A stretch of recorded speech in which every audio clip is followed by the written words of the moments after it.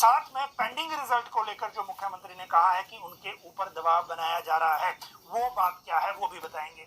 आज दरअसल मुख्यमंत्री शिमला से गए हमीरपुर, क्योंकि हमीरपुर में वो जो एजुकेशन का मुख्यमंत्री सबल योजना लॉन्च करनी थी उसका कार्यक्रम था। इसी कार्यक्रम में भाषण भी दिया। भाषण में क्या कहा कि उनके ऊपर कुछ लोग दबाव बना रहे हैं, ये नहीं कहा कुछ एमएलए बना रहे हैं। देखिए, आपको याद होगा राजेंद्र राणा ने एक चिट्ठी लिखी थी, कांग्रेस के विधायक हैं सुजानपुर से, मुख्यमंत्री भी हमीरपुर ही गए हैं, जो सुजानपुर भी हमीरपुर में ही है, और लोगों को क्लियर मैसेज उन्होंने आज दिया।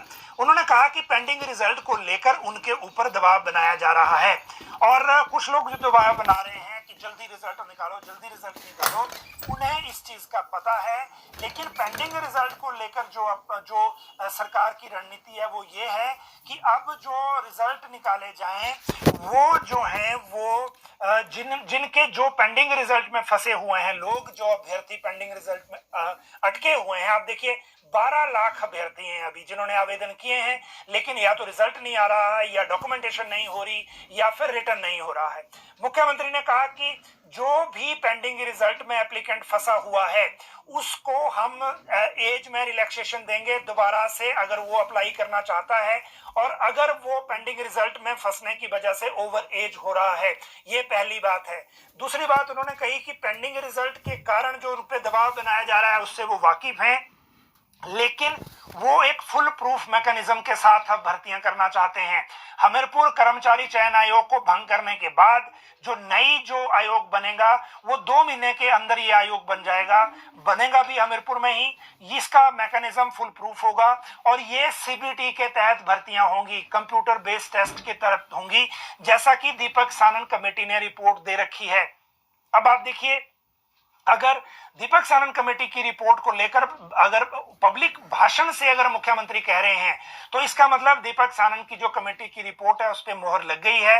कार्मिक विभाग या राज्य सरकार के या जो बाकी लोग हैं, चाहे वो फाइनेंस है चाहे लॉ डिपार्टमेंट है, उनको भी अगर दीपक सानन कमेटी पर कल को कोई ऑब्जेक्शन होगा तो उनको भी उसको सॉल्व करना पड़ेगा। ऐसा नहीं है कि उस कमेटी की रिपोर्ट को अब खारिज किया जा सकेगा। वजह यह है कि सीएम ने ही अब ये कह दिया कि जो दीपक सानन कमेटी की रिपोर्ट में सीबीटी से भर्तियों की बात कही गई है वो एज इट इज रहेगी, सरकार उसको लागू करेगी, और इसको लागू करने के लिए जो जितनी भी सरकारी स्तर पर व्यवस्था करनी होगी वो सरकार करेगी। ये दूसरी बात हो गई।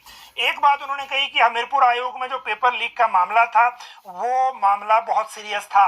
अब भी जितने पोस्ट कोड में एफआईआर हुई है उसके अलावा बहुत सारे पोस्ट कोड ऐसे हैं जिनमें अभी भी जांच का शक है और एफआईआर होने का आशंका है।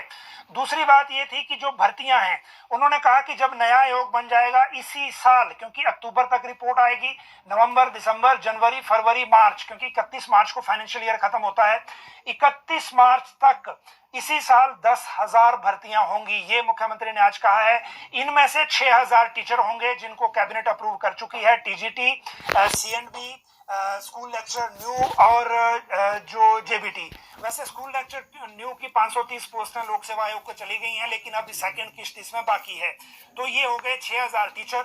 वन मित्र जो भर्ती होंगे वो 3,000 होंगे, ये आज मुख्यमंत्री ने क्लियर कर दिया है, 3,000 वन मित्र होंगे।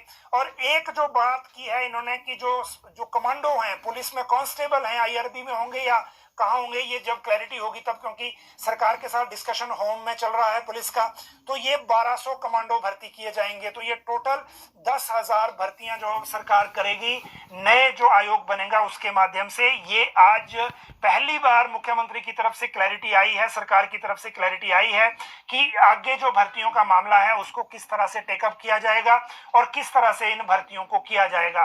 रोजगार के अवसर पैदा करने को लेकर मुख्यमंत्री ने कहा कि उनको पता है, जो अभी तक बातचीत चल रही है, जो गारंटियां पूरी करनी है उनको लेकर भी इन्होंने कहा कि हम 5 साल में सरकार गारंटियां पूरी करेगी और अगले 6 महीने में बड़े बदलाव होने जा रहे हैं, ये हिंट भी दिया। आज हमने अपना जो पॉइंट ऑफ व्यू है वो इतना तक